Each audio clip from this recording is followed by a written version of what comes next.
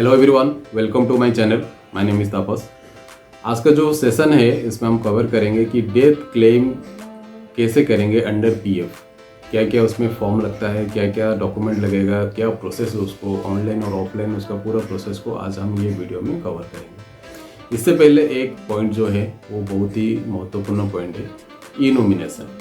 ई nomination अगर आप अभी तक नहीं किए हैं तो उसको तुरंत कर लीजिए, क्योंकि अगर ई नॉमिनेशन आपका यूएन पोर्टल में नहीं किया गया है तो आपका डेथ क्लेम प्रोसेस नहीं हो पाएगा। पेंशन के लिए बहुत दिक्कत होगा और आपको खुदा न खास्ता आपको अगर कुछ हो जाता है तो उसके बाद आपका फैमिली को बहुत प्रॉब्लम फेस करना पड़ेगा, बहुत ऑफिस का चक्कर काटना पड़ेगा।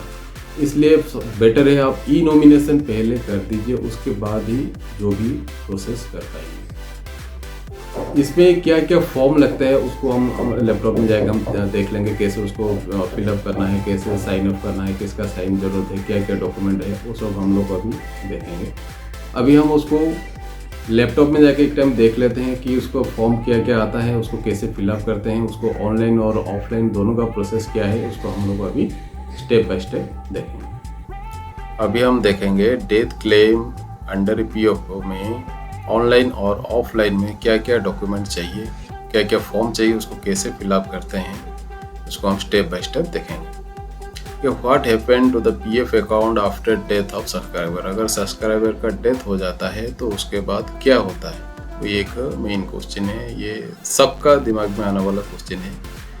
तो इसमें अगर डेथ हो जाता है मेंबर यूएन मेंबर का, पीएफ मेंबर का, तो जो भी PF amount and pension amount, जो भी ईडीएलआई अमाउंट है, जो नॉमिनी सेट किया गया था ज्वाइनिंग के टाइम में, एम्प्लॉय जो नॉमिनी सेट किए गए जो भी नॉमिनी दे थे, उनका जो भी बैलेंस अमाउंट होगा, जो भी डिपॉजिटेड अमाउंट होगा, उनका अकाउंट में पीएफ ट्रांसफर कर देगा।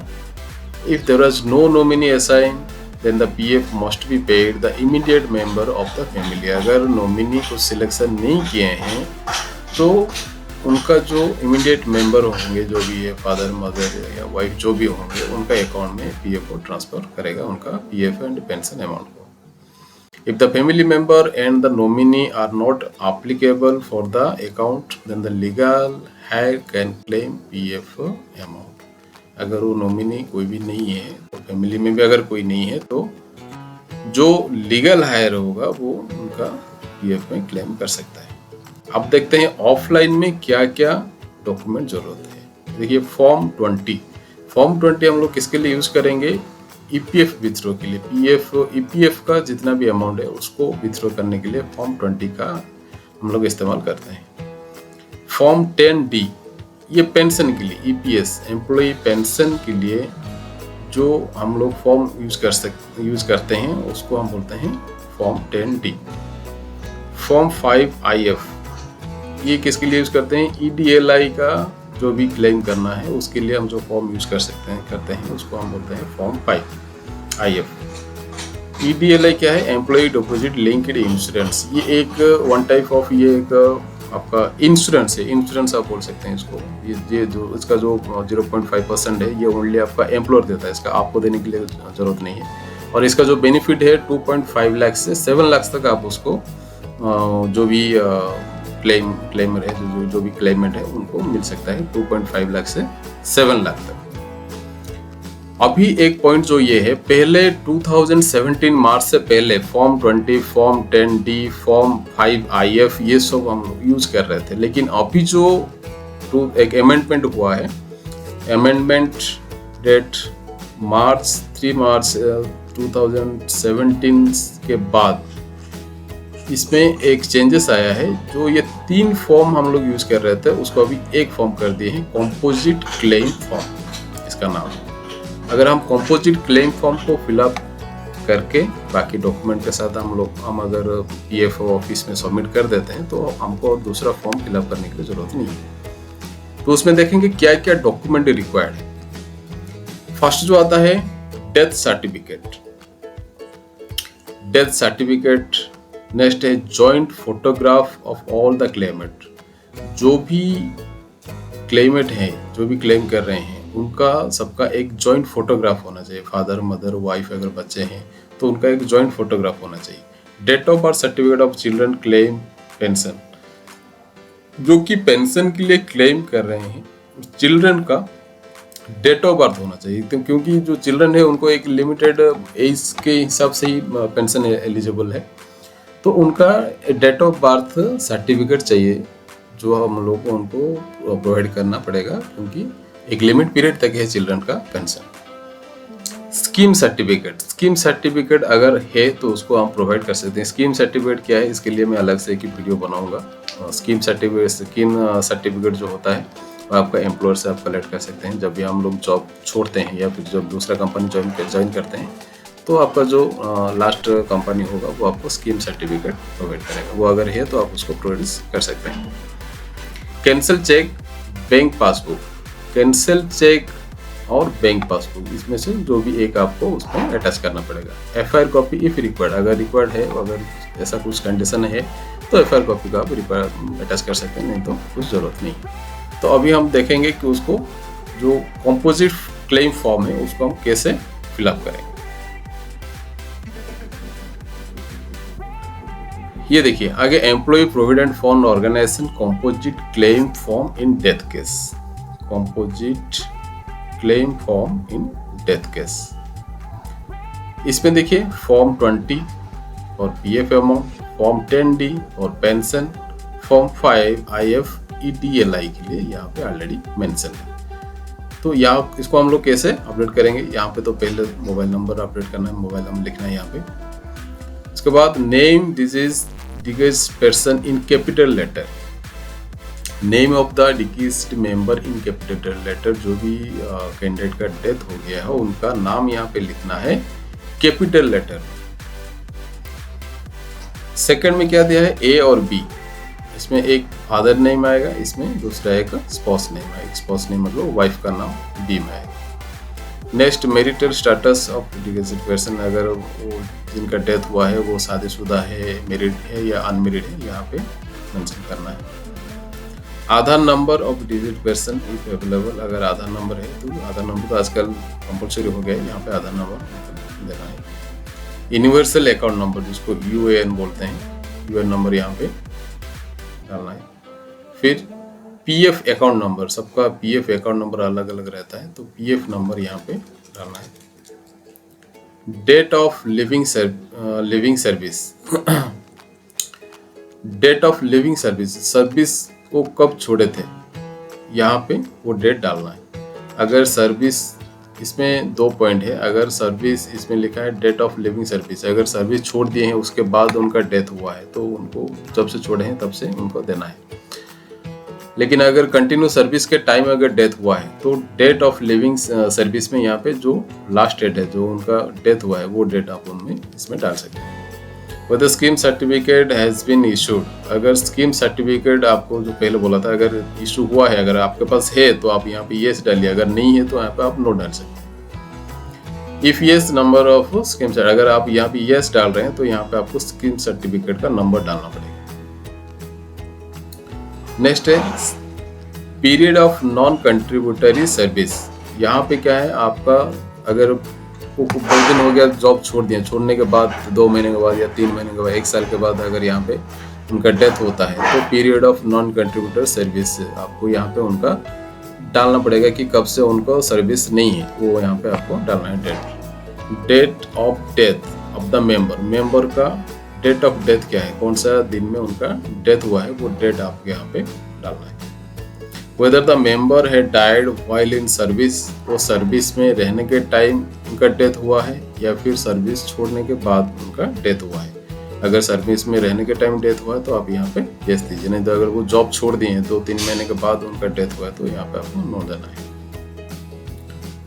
नेक्स्ट में जो आता है 11 नंबर पॉइंट, इसमें आपको Clement details for provident fund, pension and insurance, EDLI के लिए कौन कौन, इसमें 5 नाम दिए हैं, आप उन पे कौन कौन है, सपोज फादर है, मदर है या वाइफ है, बच्चे का नाम है, यहाँ पे पूरा उनको डिटेल डालना है। सपोज नाम डाले, उनका फादर का नाम डाले तो यहाँ पे फादर डाल के उनका Aadhaar number, gender, date of birth, उनका मैरिटल स्टेटस क्या है, और वो रिलेशन विथ मेंबर के साथ उनका रिलेशन क्या है वो यहाँ पे आप डाल सकते हैं।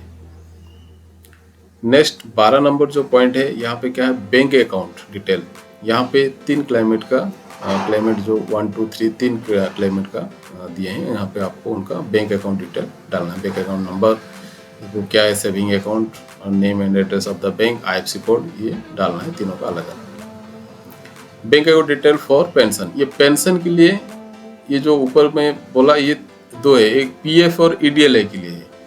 PF एंड EDLA के लिए ओनली आप 3 डाल सकते हैं, लेकिन पेंशन के लिए 4 ऑप्शन दिया गया है। आप उनको फादर, मदर, वाइफ या बच्चा या फिर जिसको भी आप डालना चाहते हैं वो चारों जन का नाम यहाँ पे डाल सकते हैं, चारों जन का बैंक डिटेल यहाँ पे डालना है। नेक्स्ट जो है 14 number, full postal address of Clement. जो भी क्लेमेंट रहेगा उनका पोस्टल एड्रेस क्या है वो यहाँ पे डालना है और यहाँ पे पिन डालना है, पिन नंबर।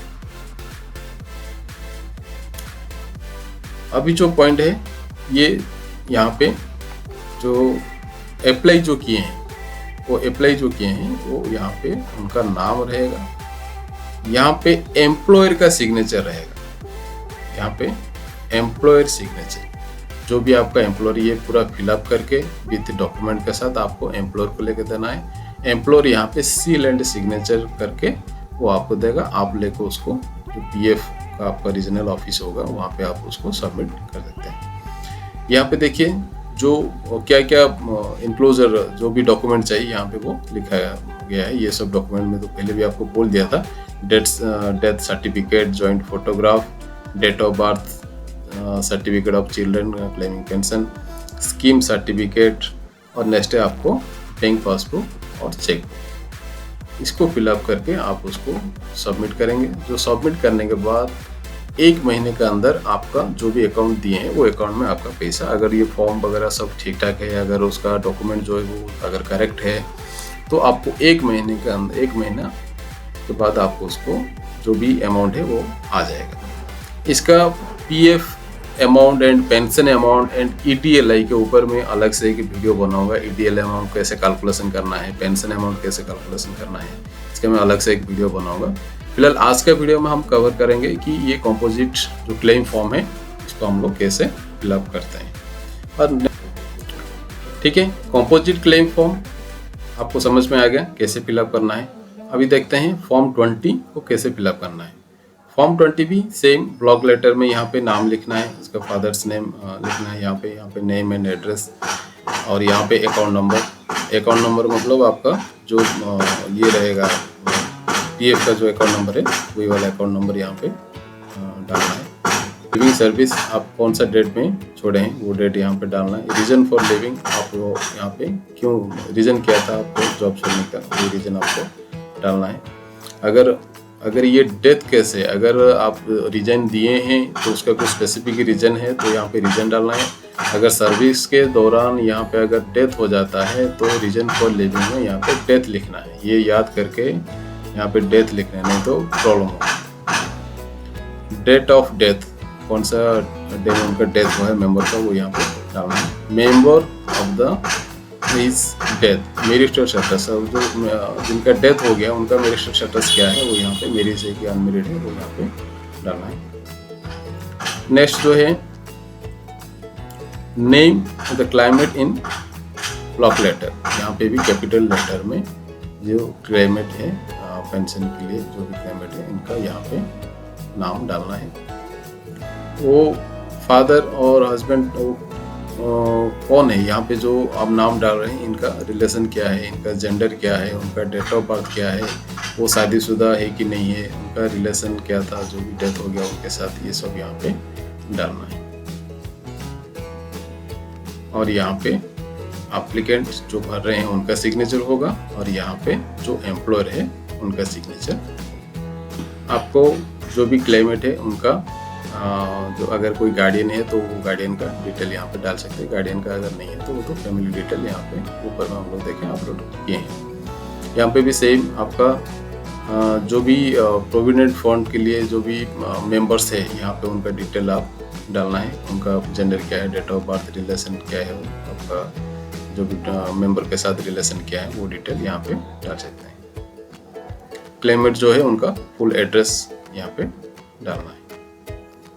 यहाँ पे वही बैंक अकाउंट डिटेल ये सब रहेगा। यहाँ पे आपका जो फिलअप कर रहे हैं उनका सिग्नेचर रहेगा और यहाँ पे आपका एम्प्लॉयर का सिग्नेचर रहेगा। उसके बाद देखते हैं ये आपका जो सर्टिफिकेट है, यहाँ पे आपको कुछ नहीं करना है। यहाँ पे सिर्फ आपको एक स्टाम्प लगाना है, 1 रुपया वाला स्टाम्प लगा के आपको यहाँ पे सिग्नेचर करना है। सिग्नेचर करके आपको सबमिट करना है। ठीक है, यहाँ पे भी लास्ट में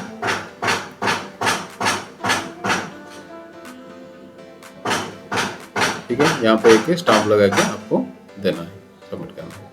ठीक है, ये समझ गए आप फॉर्म 20 कैसे फिलअप करना है। ये आपका फॉर्म डी। फॉर्म डी में भी सेम प्रोसेस है और कुछ अलग चीज़ यहाँ पे लिखने के लिए नहीं रहता है। आपका जो भी कंपोजिट फॉर्म में जो लिखे हैं फॉर्म 20 में जो आया है, फॉर्म डी में भी वही सेम चीज़ ही रहेगा। इसमें ओनली पेंशन के लिए है। आप पेंशन के लिए किसको आप नॉमिनी डाला है, पेंशन के लिए आप कौन ऑथराइज है, कौन क्लेमेंट है, वो उनका डिटेल यहाँ पे आपका आएगा। ये जो फॉर्म 20 है ये ओनली पीएफ का है। फॉर्म 10D जो है ये पेंशन का है। पेंशन में भी सेम आपको ऑल डिटेल मांगेगा। जिसको आप नॉमिनी करना चाहते हैं, जिसको आप पेंशन आएगा, उनका डिटेल आपको देना है। फॉर्म IF जो है ये आपका EDLI अमाउंट जिसके अकाउंट में आपको डालना है, उनका नॉमिनी का डिटेल यहाँ पे देना है। डिपॉजिट लिंक्ड इंश्योरेंस स्कीम है ये। ठीक है, इसके ऊपर मैं अलग से एक वीडियो बनाऊंगा तो आपको समझ में आएगा कि क्या अमाउंट आ रहा है, कैसे कैलकुलेशन हो रहा है। ये पूरा डिटेल के लिए मैं अलग से एक वीडियो बनाऊंगा। तो ये जो फॉर्म है ये भी सेम है, इसमें और कुछ नया चीज़ नहीं है। वो जो आप कंपोजिट फॉर्म एंड फॉर्म 20 में जो डिटेल्स आप दिए हैं, यही सब डिटेल ही यहाँ पे भी वो सेम चीज़ मांग रहा है। यहाँ पे ये डिटेल आपको फिल करके सबमिट करना है और ये पूरा डिटेल आप सबमिट करके एक रजिस्टर बना के, एक फाइल बना के, आपका एम्प्लॉयर का सिग्नेचर लेके आप ये जो फाइल है आप उसको साइन कराना है। कहाँ आपको सबमिट करना है, पीएफ रीजनल ऑफिस में। और सबमिट करने के बाद यहाँ वहाँ से एक आपको रिसीविंग लेना है कि हाँ हम लोग सबमिट कर दिए हैं। अगर पूरा डिटेल सब ठीक ठाक है तो आपको 1 महीने में आपका जो पेमेंट है वो आपके अकाउंट में, जो भी नॉमिनी आप दिए हैं उनके अकाउंट में 1 महीने में आपका पैसा आ जाएगा। ठीक है, तो ये हो गया आपका ऑफलाइन है। अभी देखते हैं ऑनलाइन में कैसे इसको प्रोसेस करेंगे। ऑनलाइन में आपका यूएनए जो है, यूएनए का पोर्टल में आप उसको ऑनलाइन में भी अप्लाई कर सकते हैं। जो भी फॉर्म है वो फॉर्म सब आपको ऑनलाइन में भी क्लिक करके प्रोसेस कर सकते हैं। वो हम लोग ऑफलाइन में देख लिए कैसे हो रहा है, अभी ऑनलाइन में देखेंगे कैसे हो रहा है।